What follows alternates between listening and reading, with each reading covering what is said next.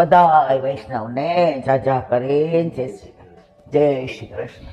વલ્લભ 3 દિવસ સુધી સતત વલ્લભની કૃપાનો સાનુભાવ એવો અનુભવ થયો અને ફીલ કરાયું વલ્લભે, હું છું અને છું જ, સિવાય તને મારામાં દ્રઢ વિશ્વાસ હોવો જોઈએ.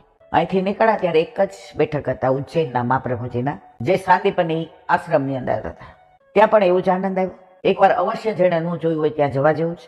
વલ્લભના બેઠકજીનું તો સ્વરૂપ વર્ણન ન જાય. અંદર 84 બેઠકો છે, એના ચિત્રજી, એની લીલાઓ અને ઉપર એનો વૃત્તાંત કે vote the reason for this બેઠક. વલ્લભ અહીંયા ઘણી જગ્યાએ ગાયત્રી ભાષ્ય કર્યું છે, ઘણી જગ્યાએ રામાયણ કર્યું છે, ઘણી જગ્યાએ ભાગવત. કયા જીવને કયા સંજોગમાં ક્યારે શરણે લીધા, કોના માટે અહીં પધાર્યા, આ બધી અદ્ભુત લીલાઓનું વર્ણન એ 84